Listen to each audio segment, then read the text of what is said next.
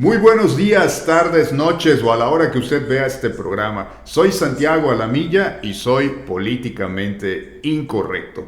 El día de hoy nos acompaña una persona, un compañero, un empresario que se llama Andrés Medina Lago y él está participando como parte del Partido del Trabajo buscando la candidatura para el 9º distrito local. Muy buenos días, ¿cómo estás? Un gustazo, muchas gracias por la invitación. Esta es tu casa, estamos aquí para poder, pues digamos, políticamente incorrecto, es decir, el decir las cosas que se tengan que decir y como se tengan que decir sobre los aspectos importantes de la economía y de la política local. Cuéntanos un poco de ti, Andrés. ¿Quién eres? ¿Cuántos años tienes? ¿De dónde vienes? Para nuestro público femenino, si eres casado, soltero, platícanos. Claro que sí, pues nuevamente gracias por la invitación y pues a darle. Soy Andrés Medina Lago, soy nacido en Mérida, empresario, nunca he sido político, toda mi trayectoria ha sido en el sector privado, tengo 45 años, casado, felizmente casado. Sí, ¿verdad? Porque si no, luego vienen las... Perdón por interrumpirte, adelante. No te preocupes. Y pues nos estamos animando ahorita para ir por el 9º distrito, si se puede y si se presenta la oportunidad, porque como empresario pues tengo muchas preocupaciones. Ya he estado en el sector inmobiliario, en el sector energético, en el sector automotriz, en comercio exterior, exportando, importando.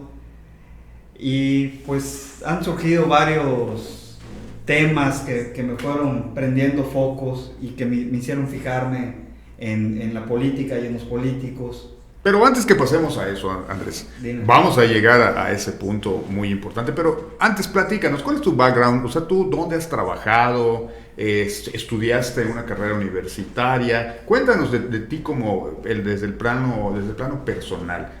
¿Cómo ha sido, cómo has evolucionado antes de que lleguemos a eso que te lo voy a súper preguntar? ¿Por qué te metiste a la política? ¿Qué es lo que te molesta? ¿Qué es lo que quieres cambiar? Pero antes de que lleguemos a eso, háblanos un poco más de ti. ¿Cómo llegas tú a qué estudiaste? ¿Dónde viviste cuando eras niño?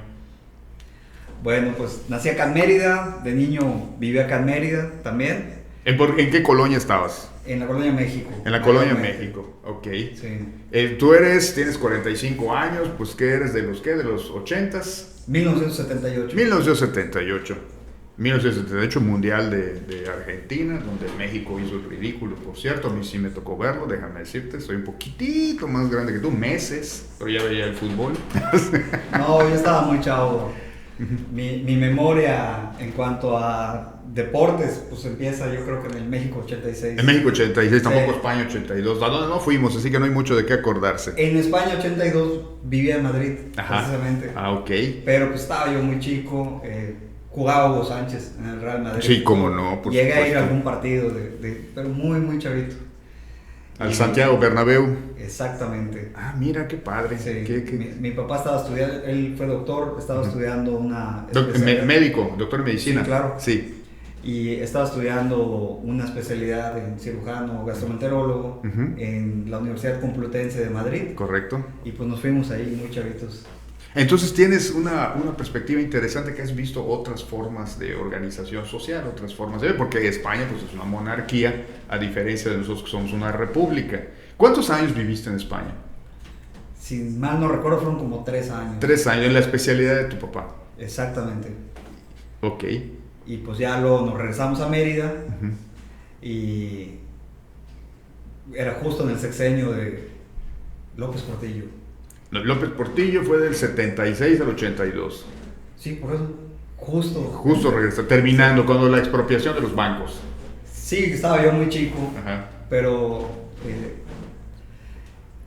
estaba a punto de entrar Miguel de la Madrid. Ajá. O sea, ya fue el final de López Portillo cuando vino la devaluación de las buenas. Uy, sí, qué bárbaro. Fíjate que eso hubo una situación muy interesante, porque a lo mejor la gente no lo conoce, sobre todo nuestra audiencia que pues es más joven, pero en el año de 1982 hubo una crisis nacional muy grande porque con el tema del petróleo México se endeuda, pide mucho dinero prestado al extranjero para poder poner sus plantas, para poder sus plataformas, para poder tener buques para transportar el petróleo, y había una deuda muy grande y el dólar pues se estaba encareciendo mucho. Entonces el presidente de la República en ese tiempo, José López Portillo, que juró que iba a defender al peso como un perro, de ahí viene esa frase, al final no pudo, resultó un perro pequeño.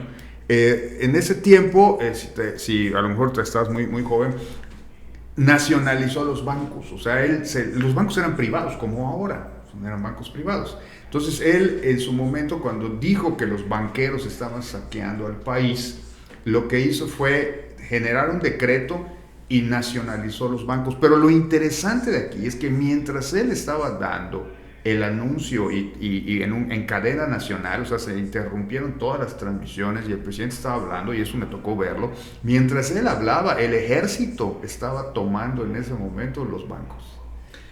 Es correcto. Yo pues estaba muy chico, no lo viví con conciencia, pero me gusta leer al respecto y sí... muchas veces me han dicho, oye, ¿qué haces en la 4T, la dictadura, la devaluación, vamos a hacer Venezuela? No, señores, ya fuimos Venezuela. Creo, si no me equivoco, fue una devaluación como de 1500%, 1400%. No sé el número exacto, ¿no? Pero Miguel de la Madrid, una devaluación muy fuerte. Sí, pero creo que pasó como de 12.50 a...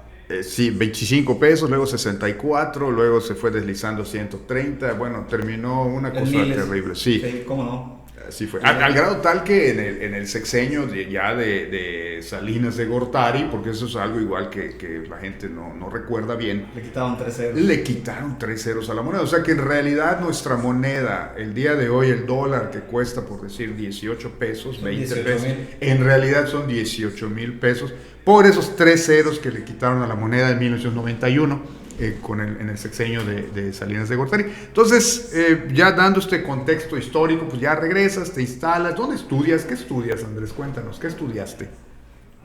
¿Dónde estudié? ¿Dónde estudiaste? No, hombre, tu carrera, la preparatoria. Yo empecé a estudiar Derecho en la Universidad Marista. La prepa la estudié en Isla Mujeres, en Bachilleres. Ok. Mi papá pues estaba dando consultas y fue director del DIF en Isla Mujeres, también lo fue en Mérida. Él era una persona muy altruista y pues nos mudamos cuando estaba yo en secundaria, prepa. Bueno, la secundaria la estudio en Cancún, la prepa la estudio en Bachilleres de Isla Mujeres, y la universidad me regreso a Mérida, a la Marista, fui la primera generación. Empecé a estudiar Derecho. No había la carrera de Ciencias Políticas, que a mí me llamaba mucho la atención. Y pues también en Isla Mujeres, como no había mucho que hacer, salvo de día, que pues está la playa y todo, de noche la isla pues se apaga, se muere. Leía yo muchas revistas de política, no sé si... ¿Has tenido la oportunidad de leer al Chamuco, al Chahuizcle? Eran revistas de sátira. Sí, cómo no, sí, los pues caricaturistas. Me picaba el tema de la política, pues compraba yo cada que salía el ejemplar, pues me ponía a leer, me ponía a ver noticieros, acompañaba a mi papá a las colonias donde daba consultas gratis. Sí. Es que los médicos tienen esa sensibilidad porque pueden tocar directamente pues pues el sufrimiento, ¿no?, de las personas, y sobre todo si, como me comentas, pues trabajando en el DIF y todo, pues tenía una relación más directa. Mi padre también es médico, por eso te digo que ya me la sé, como diría.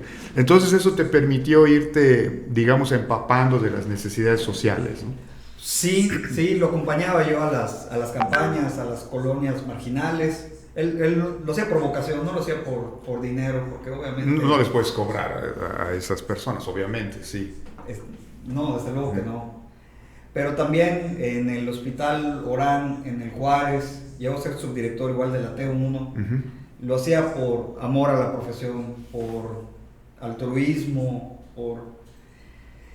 Mi ejemplo de primero los pobres viene con él.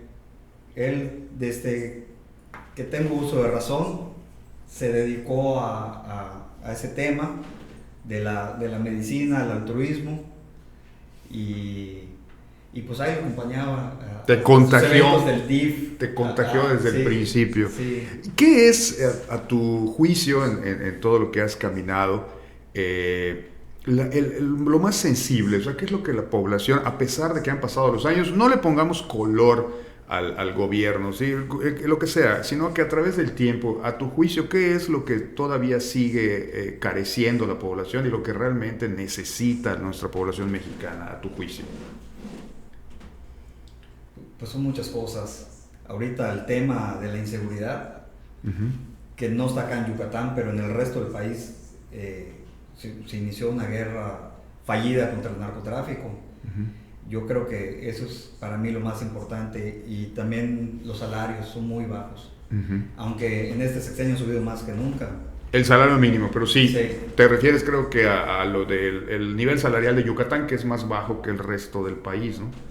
No, pero aún en fronteras, 300 pesos y cacho no alcanza para una familia de 4 integrantes. Entonces, yo creo que más que riqueza debe haber un poco más de prosperidad, que el dinero esté mejor distribuido.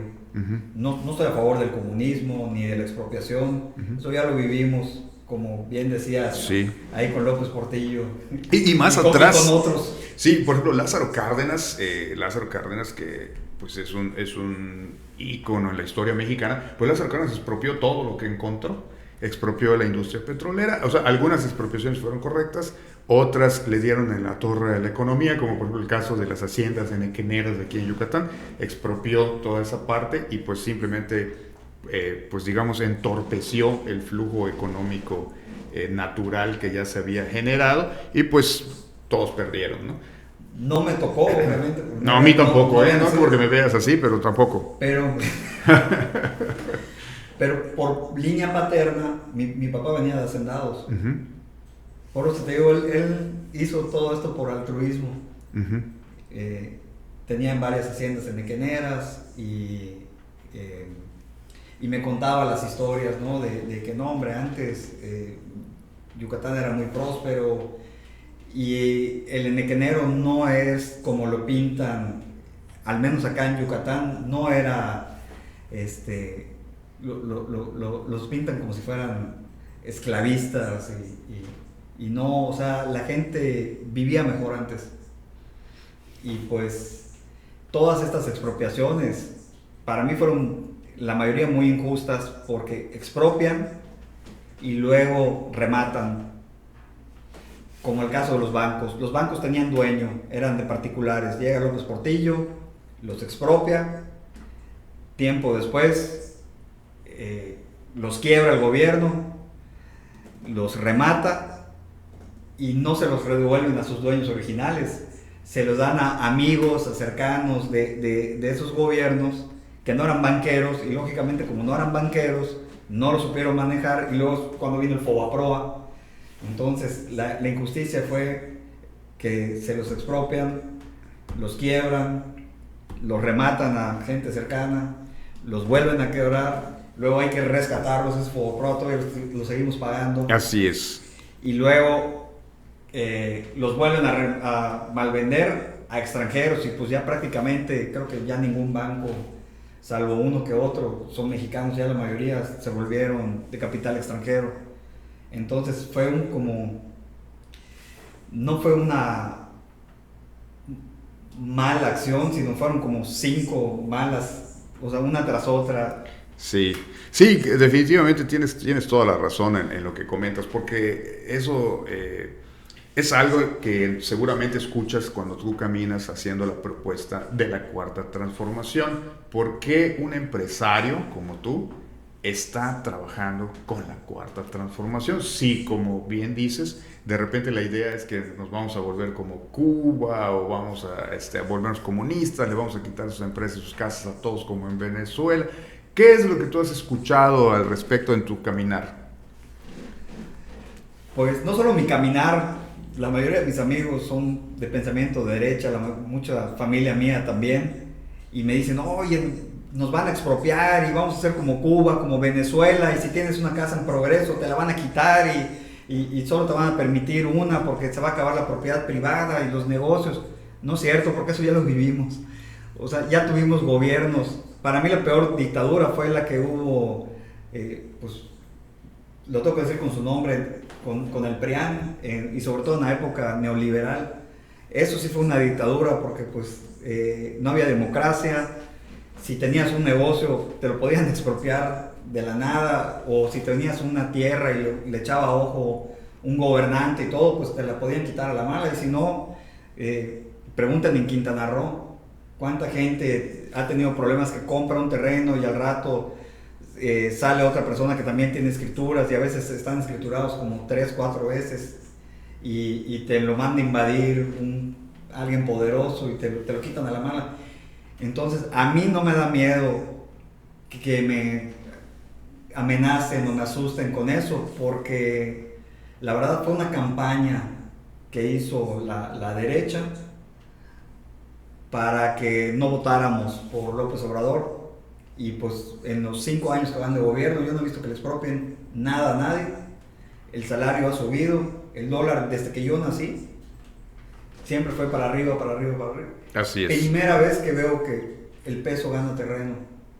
Así es. Pero pues dicen los amigos de derecha que eso no es gracias a López.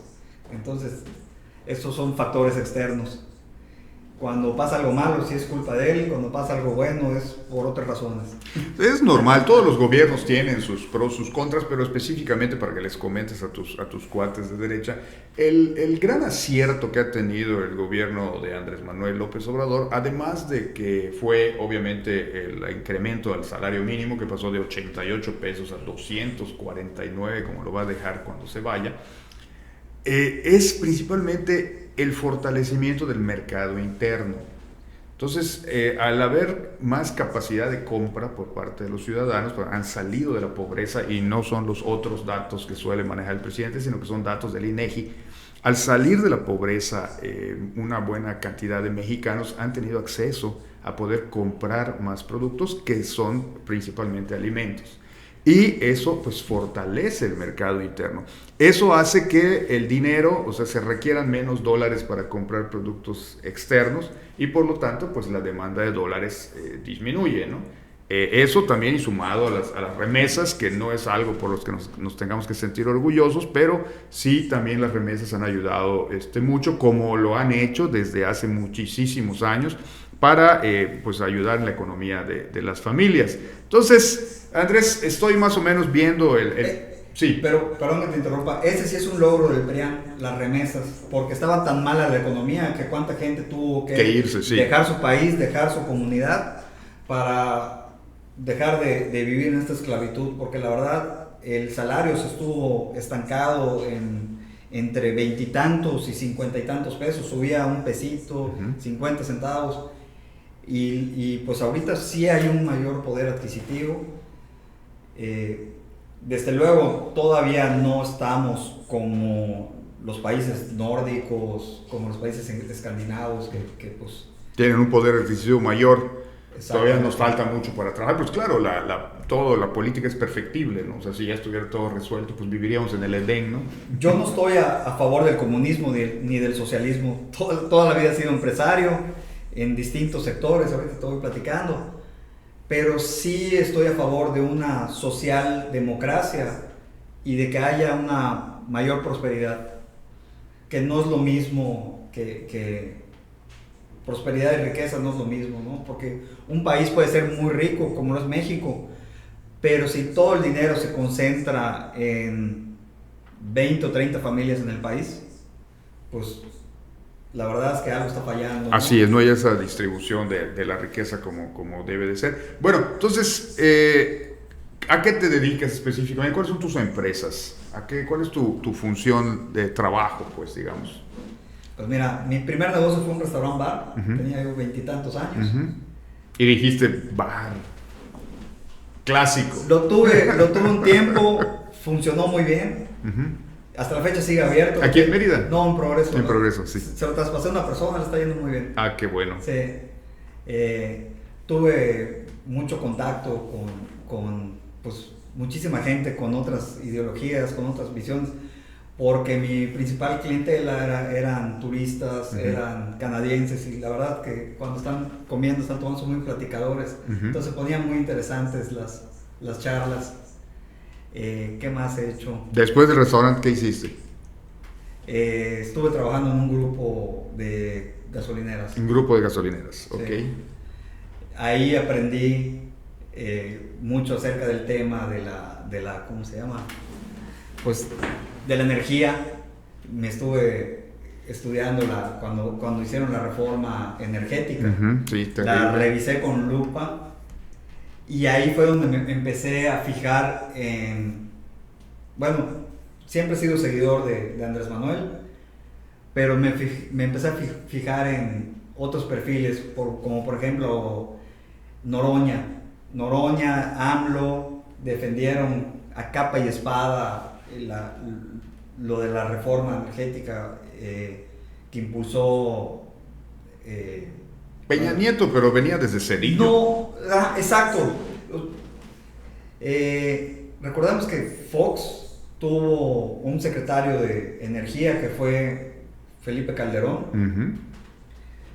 Luego, yo creo que desde ahí empezaron más o menos a cocinar cómo iban a rematar Pemex, como hicieron con todas las demás paraestatales.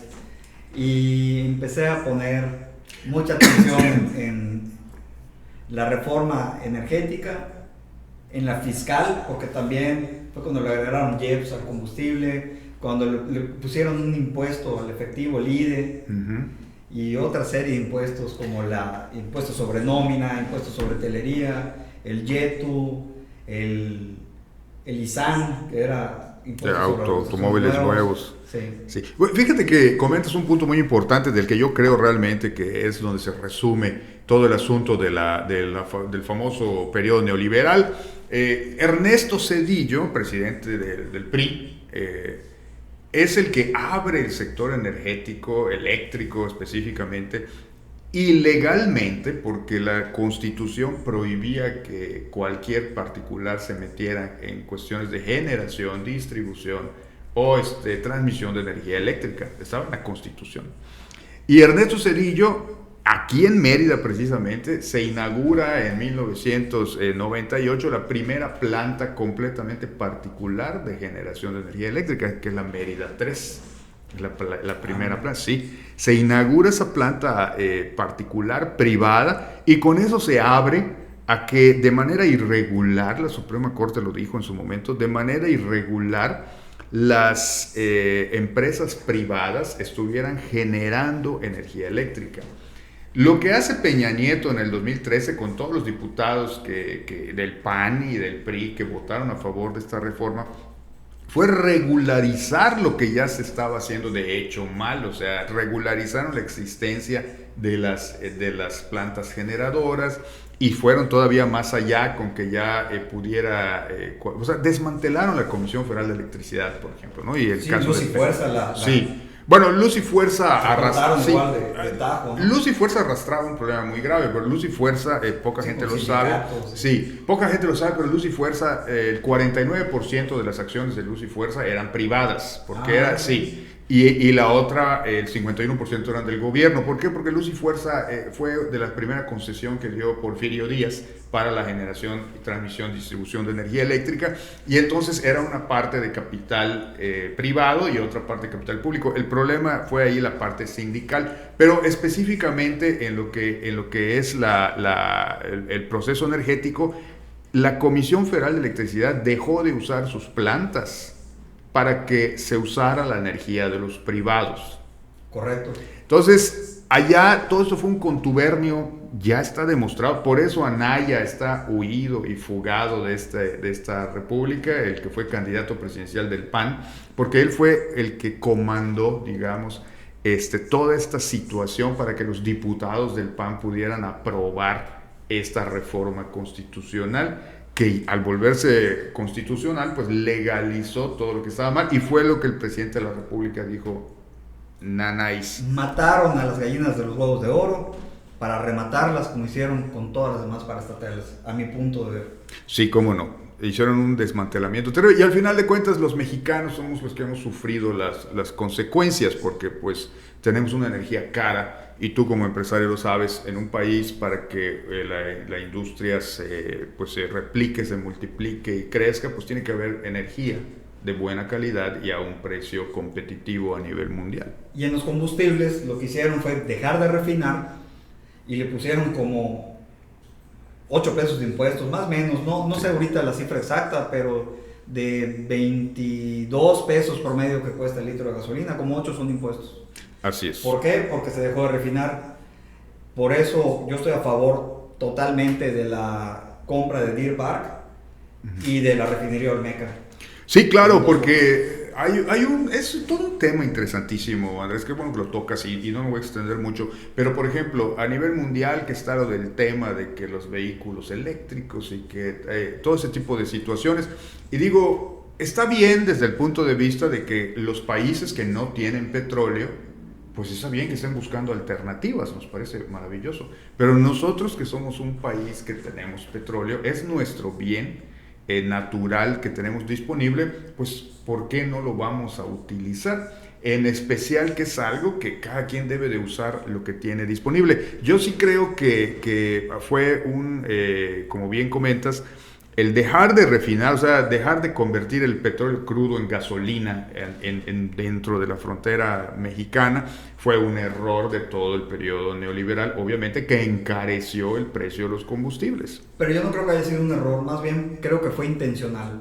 Sí, bueno, sí, por supuesto. Vamos a dejar de refinar, vamos a empezar a importar, vamos a decir que se acabó el petróleo, que se acabó el combustible, que se murió las gallinas de los huevos de oro.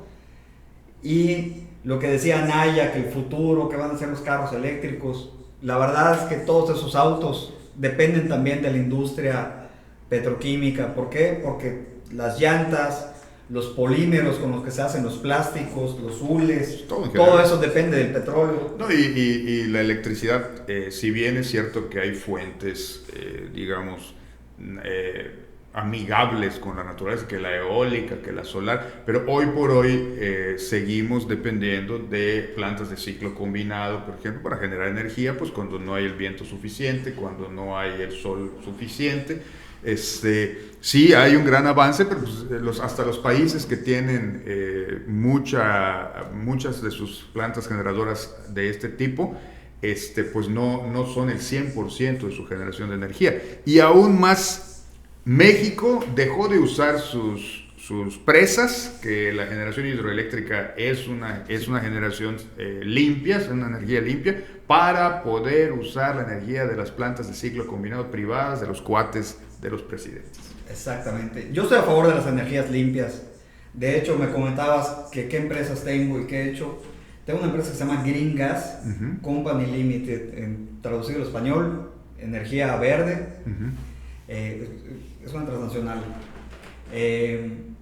La idea, cuando yo me independizo y dejo de trabajar en otras compañías y decido formar mi camino, mis propias empresas, se me ocurrió investigar acerca del etanol, del biodiesel y de las energías limpias.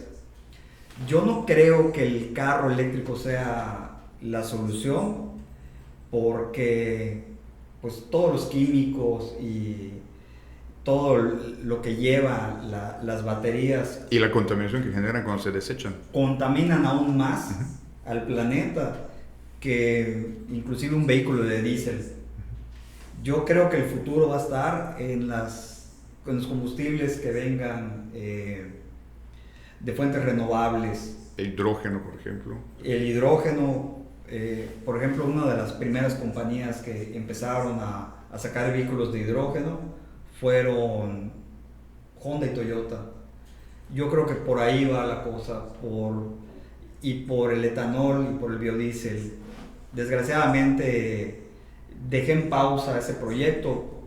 Uno de los motivos es que pues, cerraron las fronteras y por ahí se me complicó la logística. Por el tema del COVID. Y el otro fue que la mayoría de los productores de alcohol que estaban produciendo etanol empezaron a hacer gel antibacterial. Por lo del COVID. Y hubo una escasez de etanol.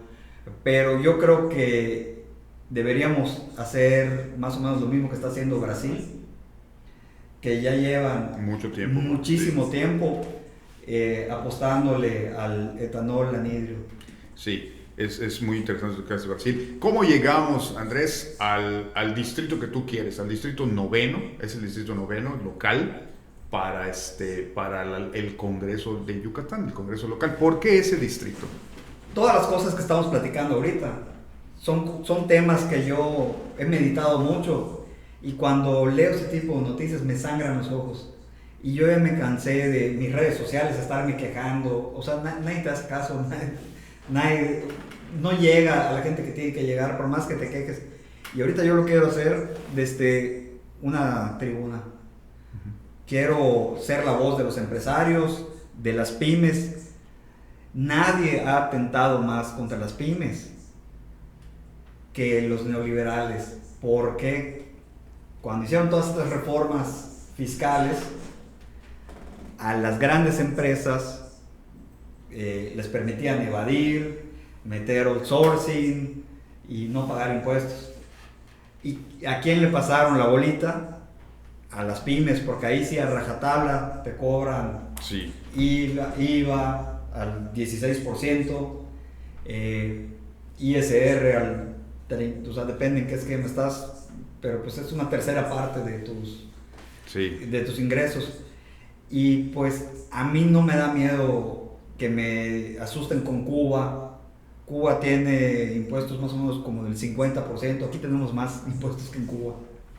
Sí, no, y además lo que comentas, Mérida, por ejemplo, es un ejemplo claro de cómo es esa política neoliberal. Claro, Mérida tiene 31 años gobernada por el Partido de Acción Nacional, y por ejemplo, tú ves cómo han acabado la economía local. Encuentras todos los supers, todas las cadenas comerciales nacionales e internacionales que quieras en Mérida, pero no ves ya tiendas de la esquina, no ves mercados públicos, no ves nada de eso. Entonces, eso precisamente se da porque hay una orientación y una inclinación al gran empresario y matan al pequeño empresario. Para mí han sido, en términos económicos, peor que la pandemia.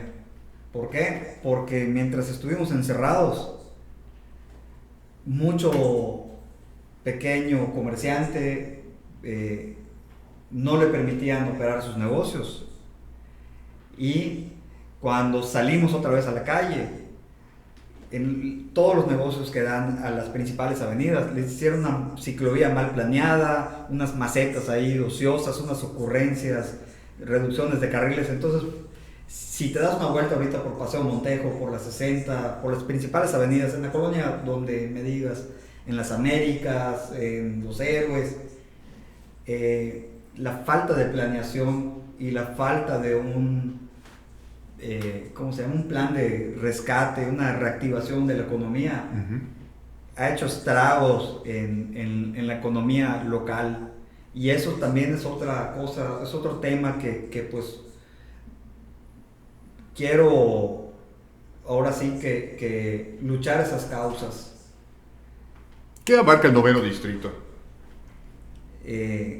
Físicamente. Sí, porque hubo una redistritación en esta ocasión, entonces todo se movió. ¿Qué es ahora el 9 distrito? Básicamente es la parte de Periférico Norte, hacia afuera, Real Montejo, Sitiá, Las Américas, Santa Gertrudis Izcopó, Temozón, Cholul, Concal, Chichí Suárez, hasta Los Héroes. Y un poquito más al norte, pues Chablecal y otras comisarías. Pero tú sí eres vecino de ahí, porque te voy a contar, a lo mejor te acuerdas. Hace unos años una diputada del PAN, cuando le dijeron que iba a ser diputada de un distrito que ni conocía ni sabía, hizo todo el show de irse a vivir y rentar una casita allá y lo publicó para que pudiera conocer las necesidades. ¿Tú sí eres vecino de ese sector? Soy vecino de ese sector y lo he caminado, he escuchado a la gente y ahorita yo estoy en el sector inmobiliario. Mérida está creciendo precisamente hacia ese distrito y hay una falta de planeación terrible. O sea, está creciendo sin orden, sin pies ni cabeza. El tráfico está terrible y sabiendo que está creciendo la ciudad hacia allá, en lugar de que vuelvan a hacer el PDU de acorde al crecimiento, ¿qué hizo el gobierno actual? Subió el ISAI, el impuesto sobre adquisición de bienes, de bienes inmuebles, subió el predial y pues venga la lana. Sí, tenemos un predial que ha ido, bueno, el predial se ha ido incrementando de una manera tremenda, pero los servicios siguen cada día pero peor. No se está viendo reflejado ni en infraestructura, ni en mejores vialidades, ni en semáforos inteligentes. O sea, ya es para que hubieran contratado expertos en ingeniería vial. Y pues no sé si ya viste, salir de las Américas te lleva 20 minutos solo salir de las Américas a Carretera Progreso o a Periférico. Sí, es todo. Y antes, 20 minutos aventura. Sí. Era lo que tomabas en atravesar la ciudad de norte a sur o de oriente a poniente. Sí. Atravesar de Temozón, de la plaza La Isla a City Center, te lleva hasta 40 minutos.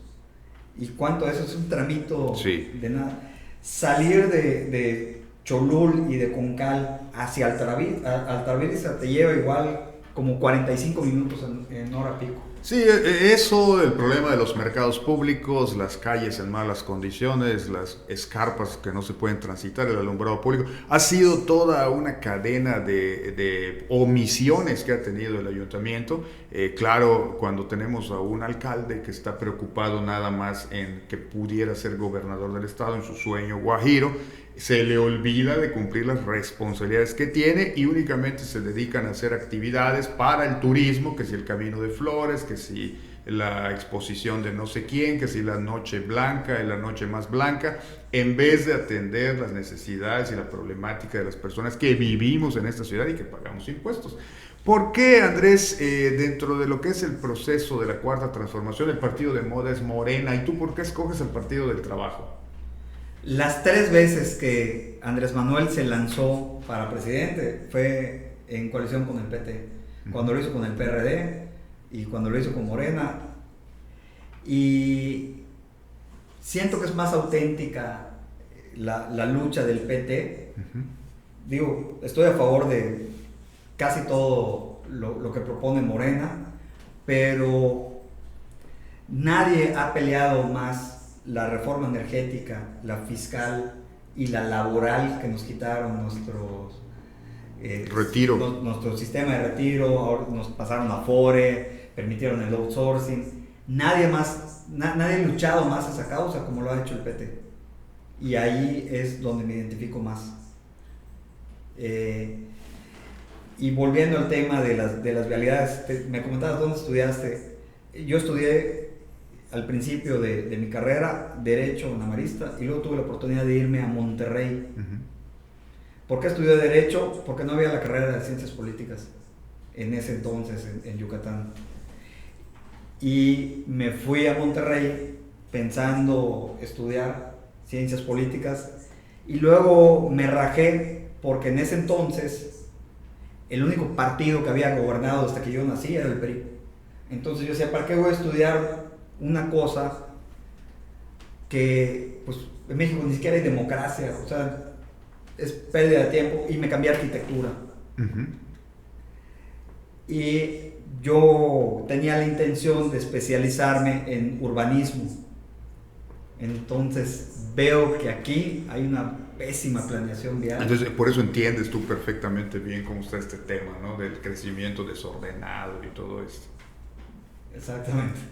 Y pues cuando estuve trabajando en una empresa que se dedica al combustible y todo, entendí todo el proceso de cómo se maneja el desarrollo urbano, los PDUs y todo, porque pues obviamente para tener una buena expansión y todo tenía que estudiarlo, tenía que checar, mira, aquí sí es viable, acá no es factible, acá sí cumple, acá no cumple. Entonces pues me fui empapando con los reglamentos de los distintos municipios. Uh-huh. Y pues aquí ya se tardaron en hacer una buena planeación. No solo desarrollo urbano, también hay una secretaría estatal que es a ver, te digo cómo se llama. Secretaría de Desarrollo Sustentable. Ah, bueno, sí le agregaron el sustentable hace poco. Que no tiene nada ni de desarrollo ni de sustentable. ¿Y sabes quién está yendo por el 9º distrito? La secretaria, por el PAN. Entonces, dime si como secretaria no hiciste tu chamba y no hiciste una buena planeación, y ahorita estás buscando representar ese distrito. Es que justo hasta donde está creciendo es que parece que es una burla, porque igual lo tenemos con el alcalde de Mérida, no pudo con la ciudad, y además en 3 periodos, es el único alcalde que ha estado 3 periodos, no pudo con la ciudad y ahora piensa que va a poder con el Estado. Andrés, y es muy probable que la coalición Verde PT Morena para el tema de las diputaciones locales todavía no se ha concretado, pues que no vayan en todos los distritos juntos, que vayan separados. ¿Tú estás preparado y listo para ir solo en dado caso que el PT decida no signar la coalición con Morena y el Verde para las diputaciones locales? A mí me gustaría ir en coalición y en unidad, con los 3 partidos de la 4T. ¿Y si no se da esa coalición? Porque no hay todavía un acuerdo en cuanto a los distritos electorales locales. Sí lo hay para los federales, sí lo hay para la gubernatura del estado, sí lo hay para algunos municipios, entre ellos Mérida, pero en el caso de las diputaciones locales, ¿tú estás preparado para ir solo en el dado caso de que no haya un acuerdo en el 9º distrito? Yo creo que tenemos que ir sí o sí en coalición y en unidad. ¿Por qué? Porque si no se va a dividir el voto de la izquierda y pues le van a dar ahora sí que en bandeja de plata varios distritos al PAN. Si no se da esa, si no te toca encabezar a ti la coalición PT Verde Morena, ¿también te sumarías al proyecto del que resulte que lo va a encabezar? ¿O preferirías trabajar desde otra trinchera? No lo he pensado, pero no es la única trinchera en donde puedo aportar mi granito de arena. Yo creo que puede haber varias posiciones en donde yo pueda ayudar a que esto mejore. Yo no lo estoy haciendo ni por poder, ni por lo que pagan, porque la verdad no es muy significativo, se hace más en el sector privado y pues esto de la austeridad y todo y los recortes, pues la verdad, si quieres enriquecerte siendo diputado, pues no, nada más no, a menos que apruebes reformas que vayan en contra de los intereses del país y te den allá. Y luego tengas que volver al extranjero. Exactamente, como canallín. Sí. ¿Algo más que se me haya pasado preguntarte, Andrés, que tú quieras decirle a tus simpatizantes? Pues prácticamente ya está todo dicho. ¿Qué me gustaría? Que me sigan en las redes sociales, que me conozcan, que escuchen mis propuestas cuando sea momento de hacerlas y pues no le tengan miedo a la 4T. Esas campañas de odio, de miedo, ya no funcionan, ya nadie se las cree, a nadie le van a quitar, si tiene 2 casas, si tiene un terreno, nadie les va a quitar su negocio. Cuando el presidente mencionó que los fifís y todo, no se refiere a la gente que vivimos en el norte de Mérida, se refería como a 20 familias a lo mucho, mayormente entre la Ciudad de México, Monterrey, por allá. No va a haber ninguna dictadura comunista bolivariana, esa ya la tuvimos con el PRIAN. Entonces no se dejen calentar la cabeza. Me ha tocado hablar con varias tías de cariño, mamás de amigos y todo, que me dicen, oye, ¿estás con los comunistas? No, tía, entiéndeme, soy empresario y yo no voy a atentar contra el patrimonio ni contra los intereses de nadie. Claro que hay que ver por todos, por ejemplo, la gentrificación y el desplazamiento en que está creciendo el Distrito 9. Aumentaron los impuestos, los mandaron parejo. Entonces, por ejemplo, los que vienen las comisarías, sí, los ejidatarios y todo, ahorita van a pagar como si tuvieran una mansión, y eso les afecta también. Eso no lo mencionamos, terriblemente. Así es. Pues muchas gracias por haber acudido al programa, Andrés. Espero verte ya con la candidatura y después con la diputación. Soy Santiago Alamilla, soy políticamente incorrecto, y recuerden que el sol sale todos los días y el sol siempre sale para todos. Muchas gracias. Muchas gracias. Estamos